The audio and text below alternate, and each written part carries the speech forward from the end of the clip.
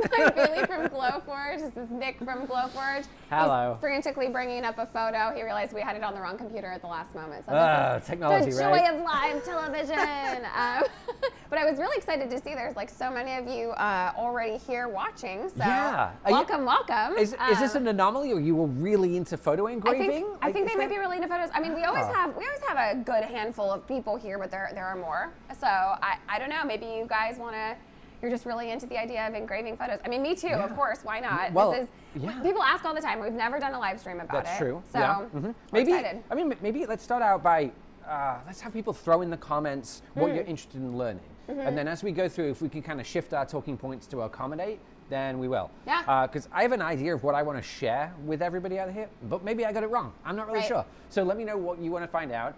If we can cover it, awesome. If we don't, let's just do photo engraving part 2, and we'll make sure we get all that stuff answered. So let us know. That's a great point. So yeah, let us know what you're hoping to learn today. I'd also love to know, well, I'll actually put up a little poll right now. I'll do this live. Do you already have a Glowforge?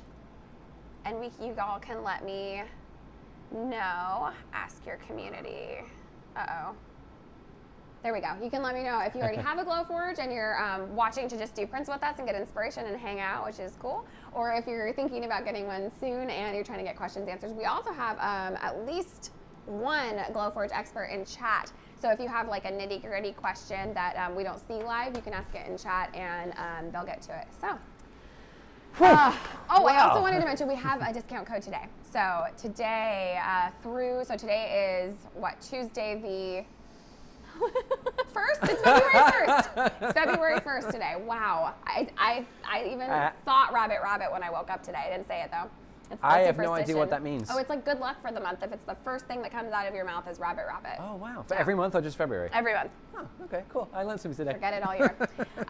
But if you go to glowforge.com/photoengrave, one word, through next Monday, so the code, I'll turn it off at midnight on Monday, PST. That will get you $500 off Glowforge Pro, $250 off Glowforge Plus, or $100 off Glowforge, no, $125 off Glowforge Basic. And that's good, again, just for a little bit under a week. It's the best price that we have. We don't really do sales other than these discount codes. Yeah. I think it's the cheapest it's ever been, right? Yeah, exactly. Yeah. So, and you know, we were just thinking about all the different things you might use a Glowforge for throughout the year, and I feel like last fall I was putting together the Glowforge for the holiday class, and I was like, I mean, the biggest tip is like get it 9 months ago and start now.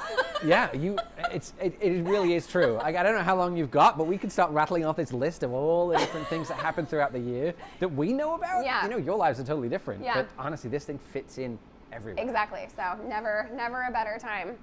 So we're gonna start. Do we want to show what we're talking about today? Yeah, I mean, here is a photo. Some of you may have seen this photo before. We've used it a couple of times because it's a good demo. We'll show it close up here. It's a stock photo, admittedly, that I got. An attractive family. You know, look happy. I could pretend it's mine, but that doesn't look like me. But that was Nick a few years ago, before the pandemic. I know, life's been tough. But this is just an example of a photo engrave. And in all honesty, this is probably easier. This is on Maple, yeah. It's probably easier than you think to get success like this. And really, printing a photo is the same as printing anything else. There's just a few things to bear in mind and a few tips that I can give you to help increase your chances of getting the result that you probably have in your mind. Now, some of this might get in the weeds. I'm going to try and keep it relatively high level, at least until later in the stream. If it gets too much, like all caps, whoa, slow down in the comments, and I'll try and reel it back in a bit. I want to be helpful. So let me know if I'm not doing that, and we'll start. All right, we've got one question that you can try to weave into your teachings. Kendra's wondering. I'm not a guru, just to be clear. Like, I've done this twice before. Photo engrave guru. Kendra's asking about how to get the print time down lower with a quality photo engrave. She's doing a memorial photo for this Sunday. Okay, fantastic. That's a great question. Let me see where the best place is that I can put that in. Okay, all right, yeah. The second point, I think. So, top tip, first tip, and this is maybe obvious, but I just want to make sure that it's super clear. You're going to get the best results if you start with the best photo possible. So if you find something from, you know, back in '92 when we had our first camera phones, and it's like 16 by 16 pixels, and it was like a really bright day, and everything's blown out. Unfortunately, just scroll back on your Instagram grid. Yeah, yeah, right. Oh no! Like, there's only so much that we can do to be successful there, and the reason is the way that Glowforge creates images like this. Now, we're not using ink, as you probably know. We're using a laser to discolor the surface of this material. And it uses a similar technique to newspaper printing, like a halftone. And it's basically a whole bunch of different dots that we shoot at this material. And the closer together the dots are in concentration, the darker it appears. We call it a halftone or dithering. And it's how we create these sort of gradations of black to white. And if you get that handheld, Bailey, you might be able to see, if you get onto like an area around here, if you get really close, can you see how it's just a little bit speckly? Oh yeah. And that really illustrates very nicely how this image is made. And the reason I bring it up is if your image is mostly comprised of the same colors, let's say you are dressed as a green monster and you're stood in a forest in the middle of summer and everything's green, everything is going to kind of appear to be the same color and texture. And so the contrast that you get is going to be pretty limited. So those images are probably not going to turn out that well. But if you can find something that is relatively high contrast, if you're doing people, maybe the background is separated from them a little bit. For animals, for people, make sure the eyes look good. If you can get a catchlight in the eyes, you know, that little glint from the sun or a flash, that really helps bring them to life too. But anything like that that you can do to make that photo better would be great. And then tying into that, to get the best results possible, you also want to make your photo engraves as big as possible too. So the bigger the print file, like physically big in terms of size, like the better quality. Yeah, okay. And that's literally because it gives the laser more room to move from areas of light to dark. And so it's not suddenly moving from light to dark. And so the bigger that you can make your image, the better. Now, obviously, this ties into print time, which we were just talking about a second ago. And there's a couple of different ways that we can counteract that. One of them that I use quite extensively to make sure that this is successful is to take your image and actually crop it. Cut away all the stuff that's not important. So for this image, there was too many trees around the background, so I just cropped into the people, so I'm focusing on the subject. And that means for that same print size, this is about 5 by 7, I can actually zoom in and make the people bigger. And that result is going to be better. The other thing that we can do to increase or decrease print time, coming back to this person's question, I'm sorry, I forgot your name, is to change the settings that we're using here. And I think this is a nice segue coming into the app where I can explain a couple of things. Great. Now, just to recap, tip number 1, use the best quality photo you possibly can. Tip number 2, print that photo as big as you can. And tip number 2B, crop that photo so you can get rid of anything that's not important, so you can make the subject as big as you can within the space that you have. Can I interject with some live questions? Yes. Okay, these are a little bit That's all right. derail a little bit, but Ken is asking, any thoughts on coating wood with borax? Have we done that before? Borax? I don't even know what that is. Well, borax is like a Cleaner. Yeah. What does that do, Ken? Yeah, Ken, I have never done that before, Ken. What happens? Let us know. Our thoughts are that we are intrigued. Yeah. If you have a URL where you have an image or an example, I'd love to see it. All right. All About the Bass. Love that song. I want to learn how to make the engraving look more like a photo than a cartoon, for lack of a better word. Yeah, I think those are kind of the tips that Nick's talking about, especially, gosh, that little tip that you said about the eyes. Like if you can have, if you choose photos where there's a bit of a light reflection in the eye, so it's not just like a black hole eye, but it has some like element of light in it, that really helps. I would be very interested to know as well what you mean about cartoon. If you maybe have an example that I can see, I can make some assumptions and some guesses. Yeah. One of which is, and I know this sometimes happens, people choose the 3D engrave technique to engrave a photo, which instead of shooting the laser at the same level of power but different concentrations to make those areas of light and dark, it adjusts the power of the laser. So for dark areas in your image, it's going to increase the power and it's going to engrave deeper. For the lighter areas, it's going to be less deep. Now that works pretty well for some things like landscapes and maps, but for people, you can end up with this like weird, unnatural 3D element where a little uncanny valley. Yeah, like technically it does kind of represent the contours of people's faces, but the colors aren't right, and so it throws you off. And sometimes that can look a bit cartoony. So I don't know if maybe that's what's happening. Okay, we got some borax intel. Okay, all right, John let's K. learn. By the way, if you're in chat and you see John in here, John is like a super Glowforge expert. John. Hi, John. John's gonna be doing some videos with us soon, actually. And check out his channel. He has really, really good Glowforge videos. But he says borax will make the engraving darker. Oh, interesting. So well, you just kind of coat like a raw wood in it? Is that the idea? I guess so. We've not heard this tip. Wow. So, well, it's funny. The last thing that I put on my agenda, my list of things to talk about, is materials. And I have my preferences. Everybody has theirs. And one of the tips that I have is that generally light woods are going to be better because you're going to get the greater levels of contrast between light and dark. And I particularly like the plywoods because the center of the plywood tends to be a lot blacker than a hardwood when you engrave it.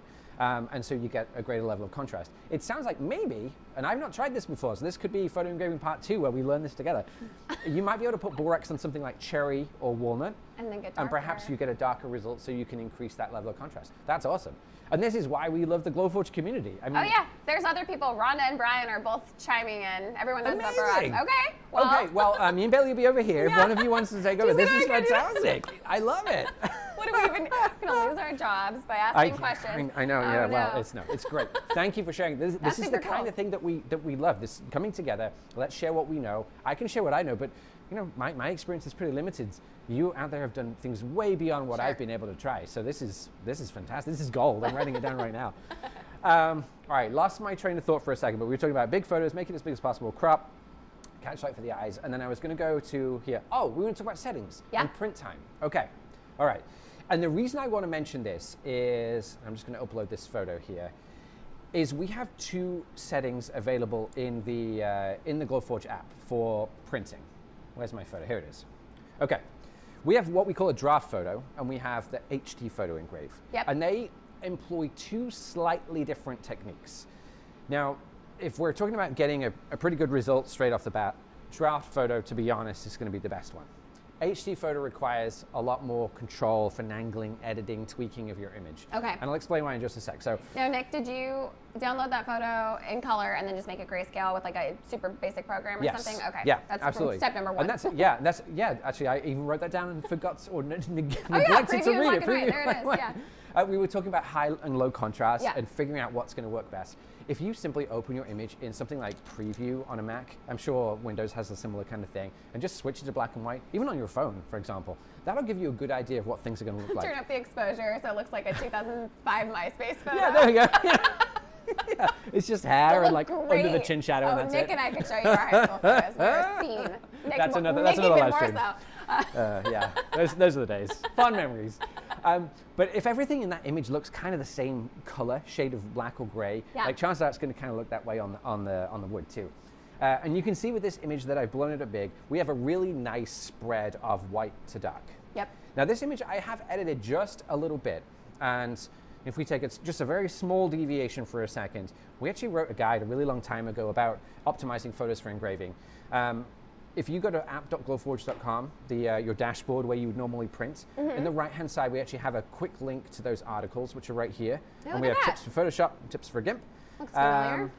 GIMP, for those of you who don't know, is like Photoshop, but a free version. It's very capable, very powerful.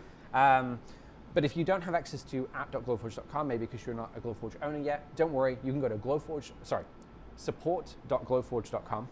And in here we have the Your First Prints and More section, and there's a whole bunch of different things down here, guides, tips, tricks, including engraving and cutting out a photo and prepping a photo in GIMP and Photoshop.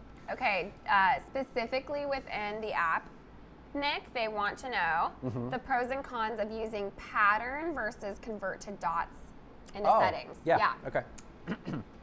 We can absolutely do that. So first of all, let me grab my image. So we're on desktop. I've got my family photo. I didn't even know that engrave guide was right there. How handy. Yeah, it's one of those things where ideally we don't want you to have to futz with your photos too much if you don't have to. Right. A draft photo, in many ways, I think is kind of, maybe it's the wrong name. You know, this you might consider draft if you get really up close because you can see the little dots, right? But actually the result is better. Maybe it should be quick photo instead of draft photo or something.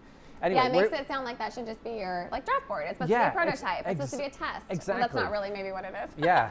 It's so interesting and it's so difficult at the same time. Yeah. Well, I mean, it might have been me back in the day. Right, no, that's what I mean. It might have been us. Oh my goodness. Oh, no. Okay. Natasha's saying, looks like the Glowforge interface changed. Yeah, Natasha, I mean, it's changing all the time.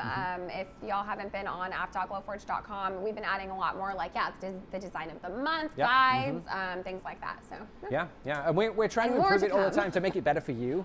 And from the feedback that you send us too. Like, I keep hearing they want folders. That's the one I keep hearing. That's me too. Nick too. Posing as a customer saying. A very influential customer is asking. Tick Naylor is asking for it. Anyway, okay. So here's my image in the app. Now, what Glowforge will do when you upload a photo to the app is show you what it's going to do. And by that, I mean, if we zoom in, we can actually start to see those little dots. You see the dots that we represented on the, that we were able to see on the prints? We can see them here too. And so this is a good indicator as to how your print might turn out on your image. So again, if it doesn't look great here, chances are it might not look so great in your actual print. But let's dig into the settings for a second, because we've got two here, draft photo and HD photo. I'm going to start with draft photo for 1 second, because I actually think this is the best option for most things. It's the one I use for the most part. Converting to dots and converting to patterns are two different options that kind of achieve the same sort of thing.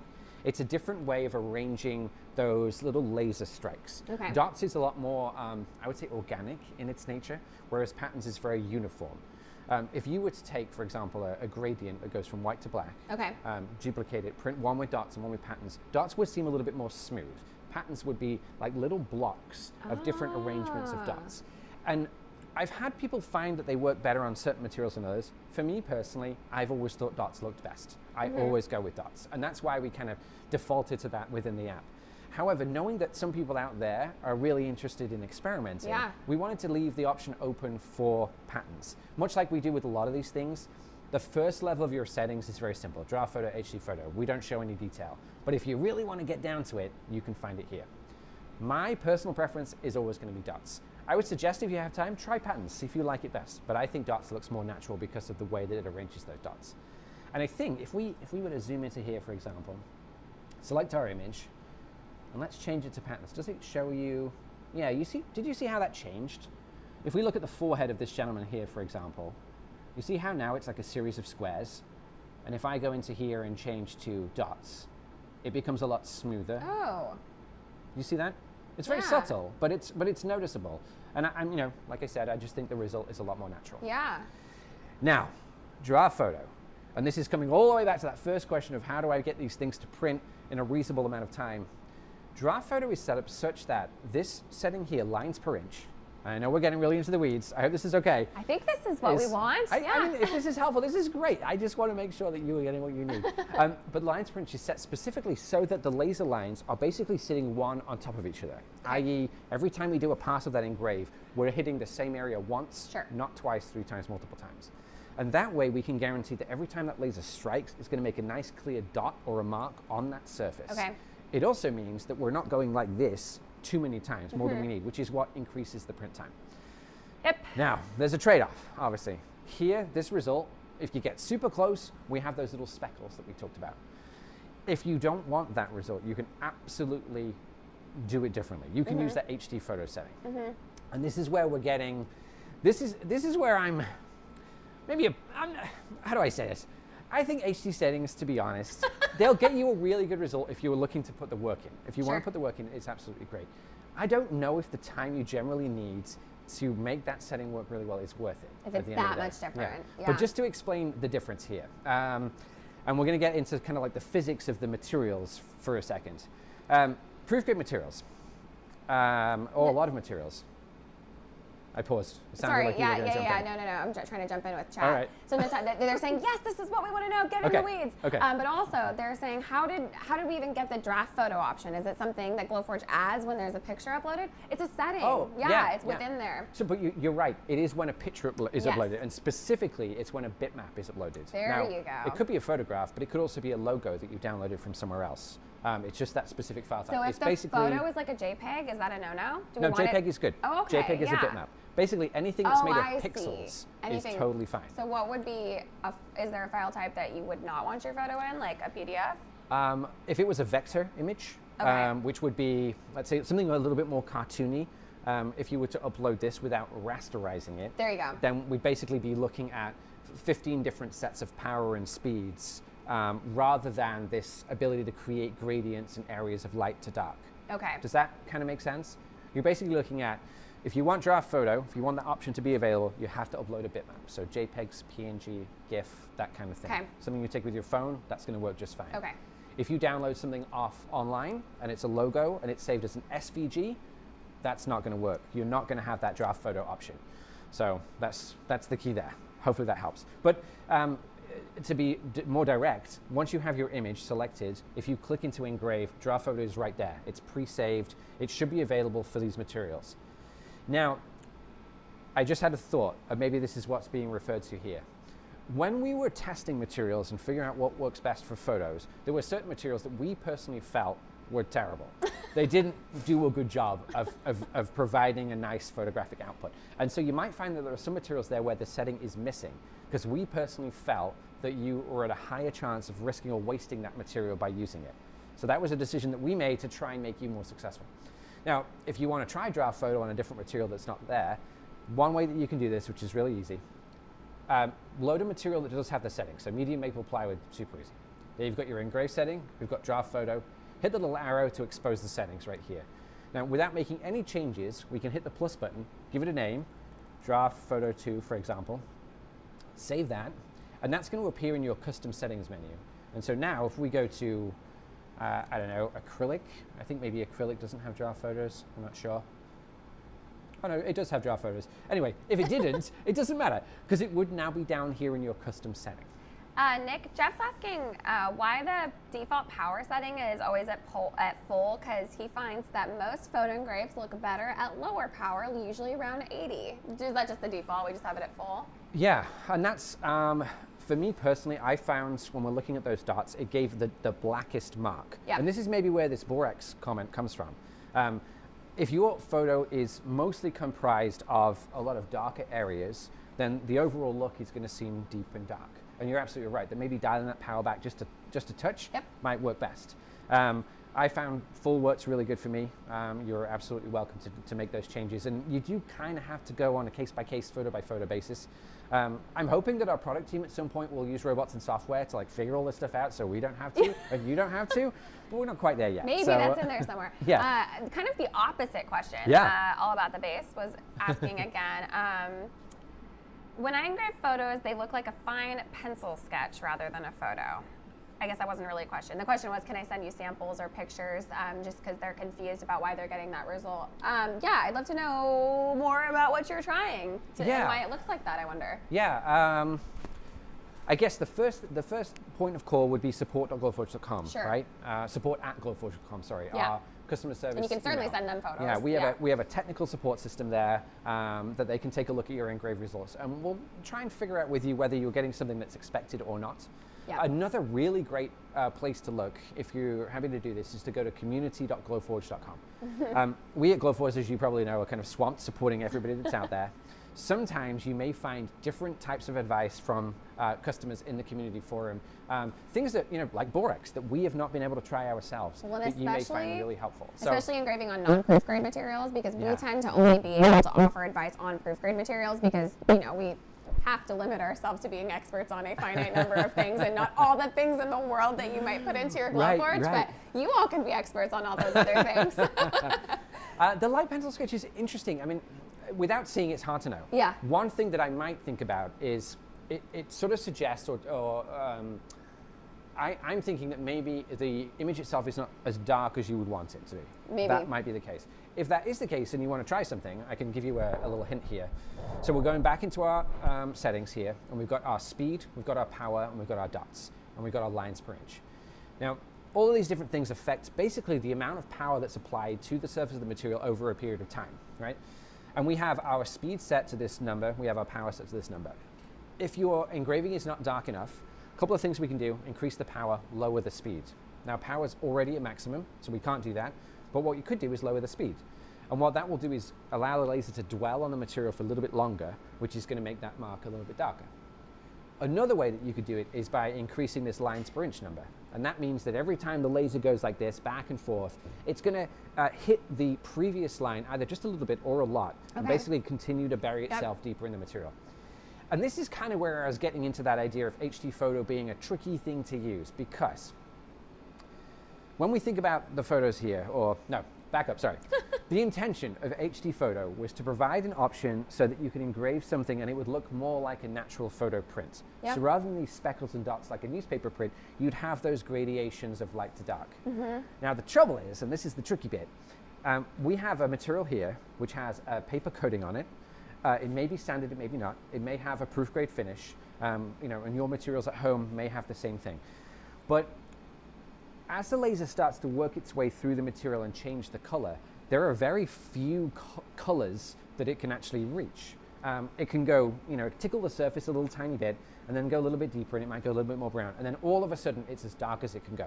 And it doesn't matter how deep you go, it doesn't get any more black than that. And HD photo takes advantage of that in that it's tickling the same area twice. Should I say tickle? I don't know if that's the right. But you're engraving over the same area multiple times. So you're basically very gently working your way into the surface of the material so you can get a much more subtle result.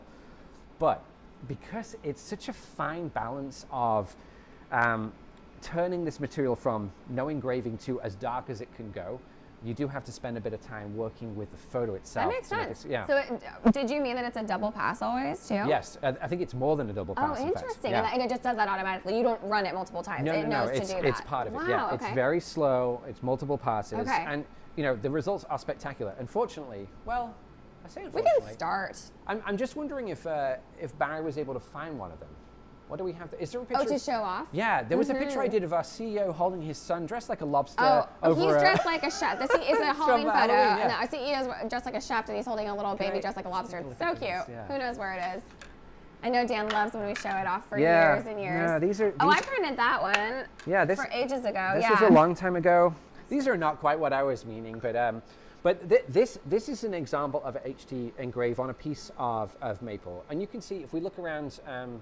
This certain character's head, whose name maybe I'm not allowed to say, you can see how Big the color is. guy. Yeah, it's changing very subtly from light to dark versus this one, where you have those little speckles. Yes. Now, in all honesty, if we think about production time, this probably took a few hours of editing and testing and things like that to get it to look like this, whereas this took one adjustment and then printed in 15 minutes. I know which one I would prefer to go with. You know, it's entirely up to you which one you want to try, but I would say draft photo is going to be a good one. Yeah.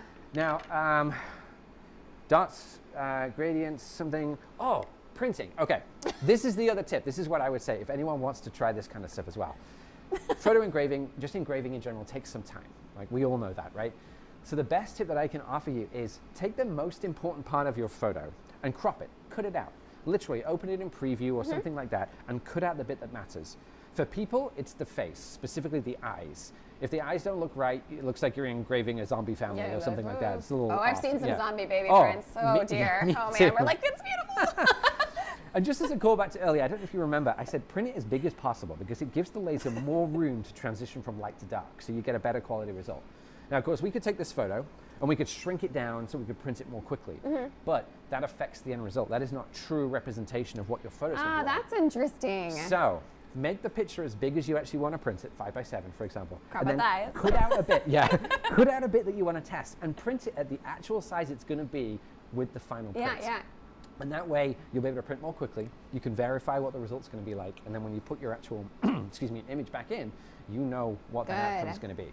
So that's a key tip, I would say. Do you remember how much or how long it will take to print that as a 5x7? That's one of the questions we're getting. Yeah. This one at draft photo, including the engrave, there's a score line around the outside and a cut line, was just under 18 minutes, I think.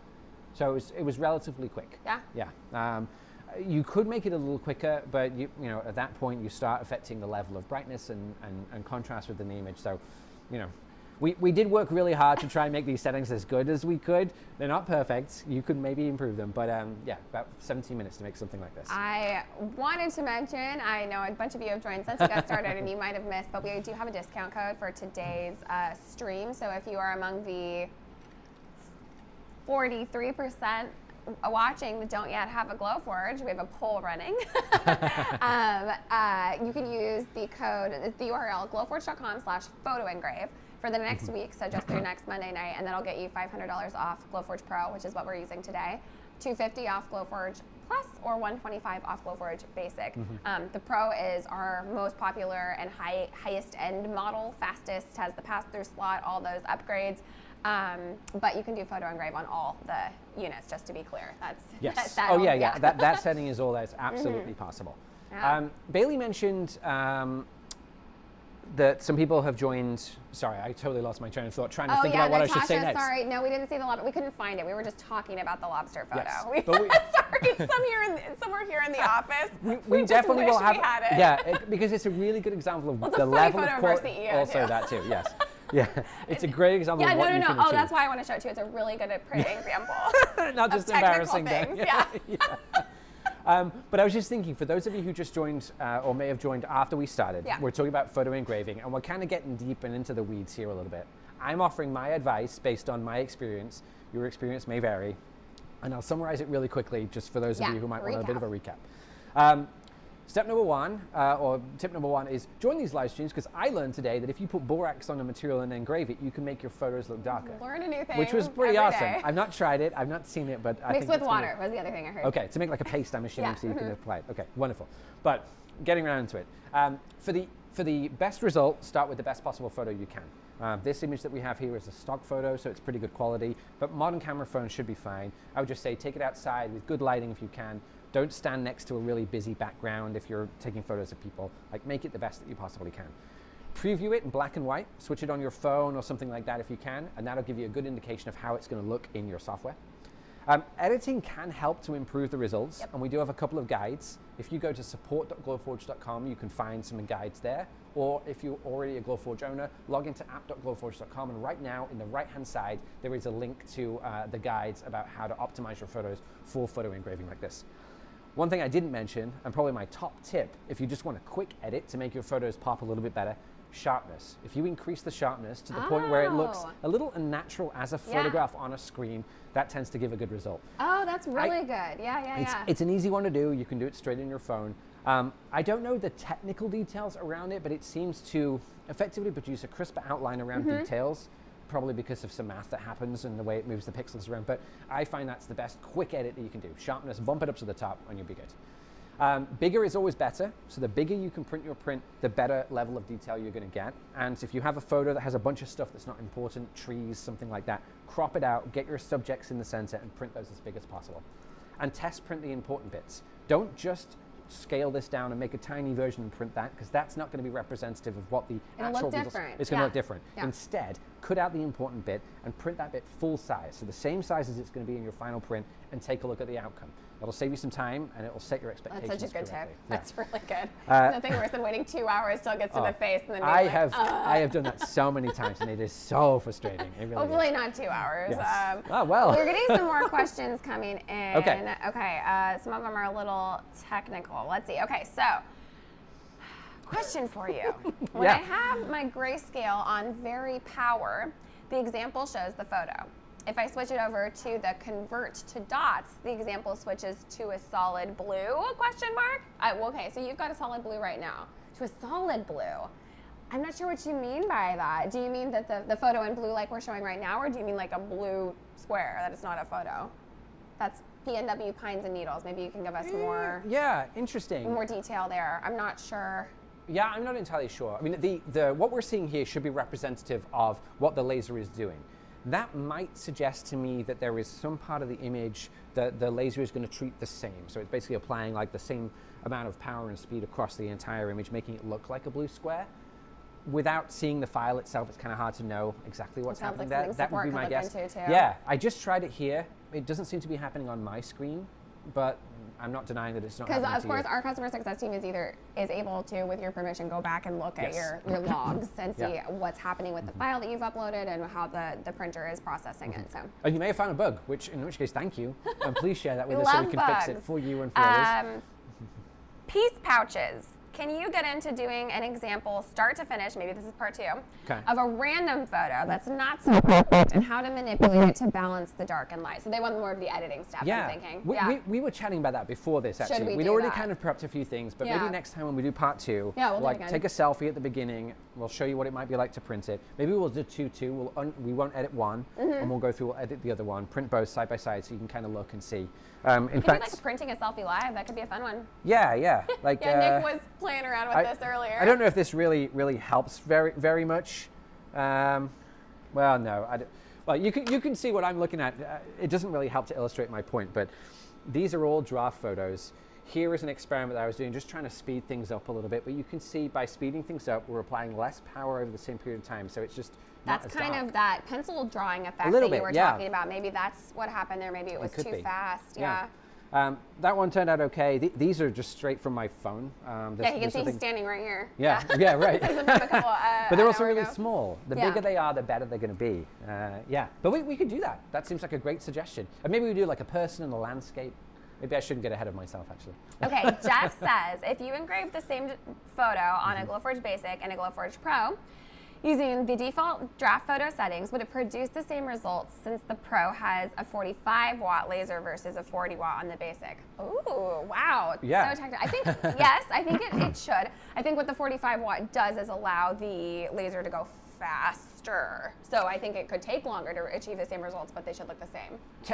So technically, if you're running laser at full power, then the Pro, every time it strikes the material, is going to apply more power there. Because it's a single, individual dot, and generally the laser's turning on and off really quickly, I don't know if you would notice the result specifically. If you were to switch both machines to 100 power, which is 100% precision power on that slider, they are both going to be operating the same. It's that top end that's going to be slightly different. The end result is going to depend again on your material and your photo. Yeah. If the photo features a lot of engraving, it's very dark, then the Pro has more of an opportunity to basically utilize the extra power it has. And so you might notice that it's going to look a bit darker and go a little bit deeper. But I think for something like this, in all honesty, with it just being a series of dots, I don't know that you really notice the difference very much. Yeah.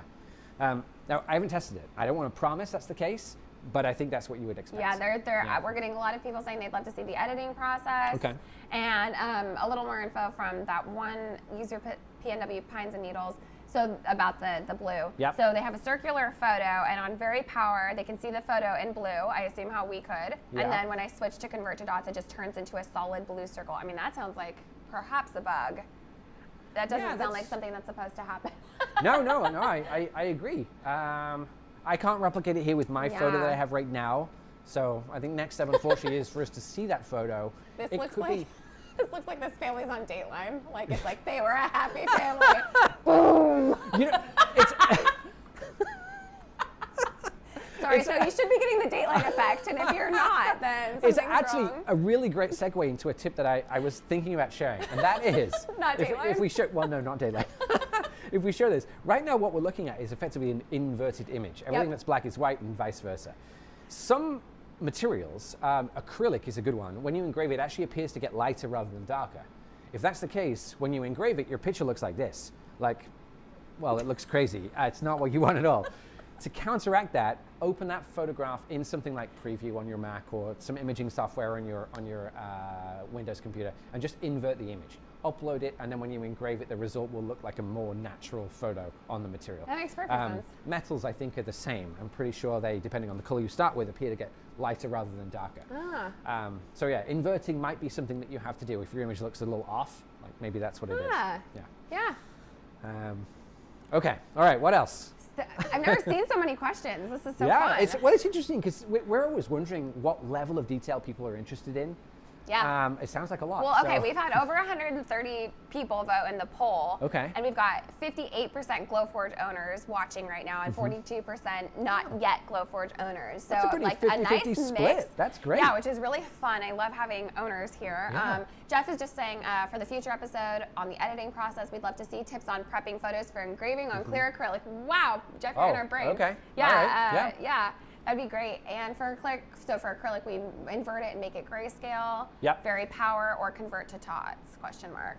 Sadie says. Yeah. So it would depend. Yeah. So very power is what we call a 3D engrave. Maybe we can show this real quick.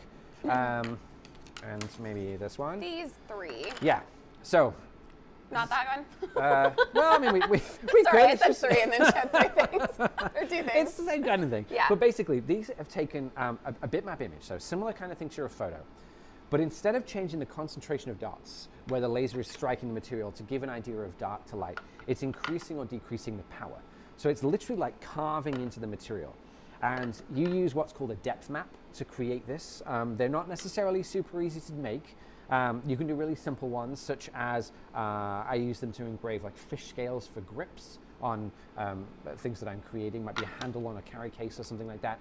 And those ones I can show you really easily. If you search for 3D Engrave depth map in Google or something like that, you'll see an example of what I'm talking about. If you're a pretty advanced Photoshop user, something like that, or you have access to 3D CAD or 3D modeling software, they're super easy to make. Otherwise, a little bit more technical.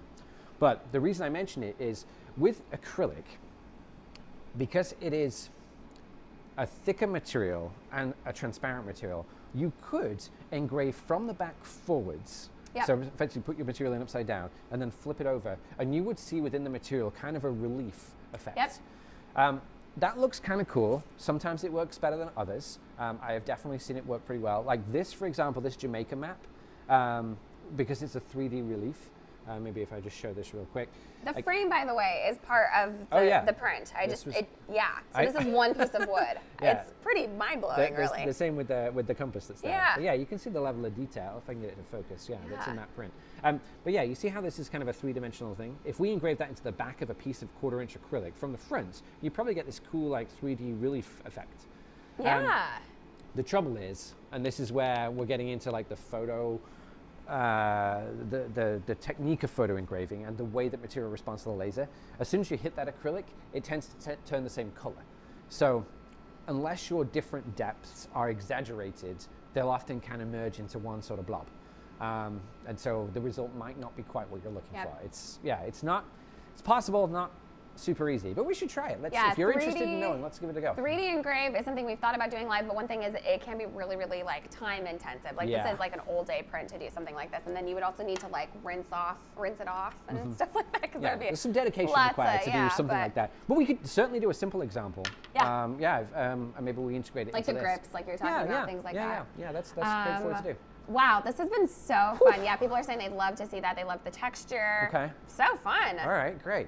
Well, we are definitely at time. This was great to have you all here for so long. Yeah. Again, we have a discount code, glowforge.com/photoengrave through next Monday, the 7th, February 7th. So use that if you're going to get a Glowforge. We will be back on a weekly basis doing prints. Comment if you have ideas of things you'd like us to see, techniques you want to learn, things you want to print.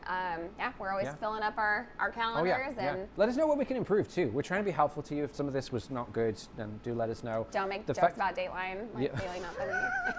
Stop. Just let Meg talk about printing. You have to remind people as well that it happened. But also, this episode is going to be available after the fact on our YouTube channel too. Yes. So if you join us a little bit later, maybe you want to go back and revisit some of this stuff, you absolutely can. And we've done a lot of these. Like what? How many do you think we've done? I don't. Must be at least 1,000, right? No, not quite that many. No, we've done only like 50 or something. Yeah, I don't know, maybe. Yeah. We started kind of sporadically, but more recently, what, 6 months, 8 months? We've been doing them once a week or something. Yeah, so they're fun to do. I'm glad we get to do it. 1,000. Yeah, 1,000. It won't be long. It'll be 1,000 soon. Yeah, maybe that's when I retire. I'm not sure.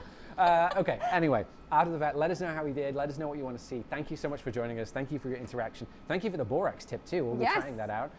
Once again, that promo code, if you're interested, glowforge.com/photoengrave. It's good until Monday, 7th of February. So if you're looking to get a pro, you get $500 off that. So go for it. It's a nice coupon. Yeah, and well, thanks again, everybody. This has been fun. Bye.